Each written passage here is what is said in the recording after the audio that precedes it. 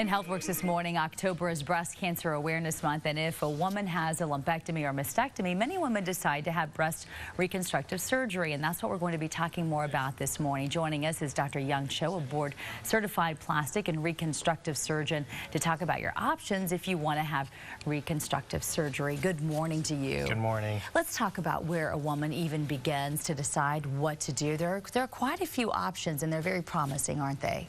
Absolutely. There are a lot of different options depending on whether a woman decides with their oncologic surgeon or breast surgeon to have a partial mastectomy where a part of the breast is removed, or a mastectomy where the entire breast is removed.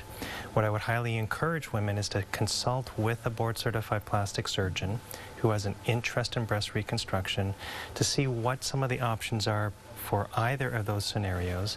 And one of the big misconceptions out there is that a partial mastectomy or lumpectomy, where only a portion of the breast is removed, can leave a significant defect in the breast mound and shape, and they feel that since they had breast conservation surgery, they don't need reconstruction. So they're sort of left out there not knowing what some of the reconstructive options are. And the great thing is this, we're not just talking regular plastic surgery. A lot of this is covered by health insurance now, so it can really help make a difference in a woman's overall self-esteem. Why would someone want to consider doing this? I mean, it could be a real life changer, can it? Absolutely. Reconstructing the breast after breast surgery is definitely a very important aspect of restoring the self-esteem for a woman who's had breast cancer. Sometimes the woman is so focused on just getting rid of the cancer and treating the cancer that they forget that there are reconstructive options to help them restore the breast mound.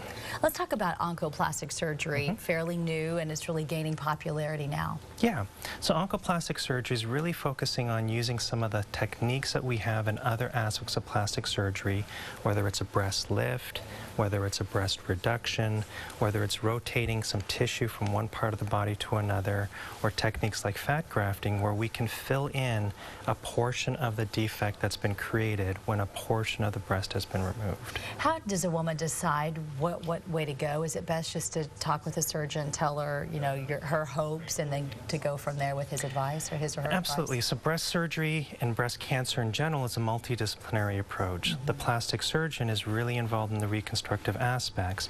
Unfortunately, the majority of women go through breast surgery to remove a part or a full portion of their breast without consulting a plastic surgeon.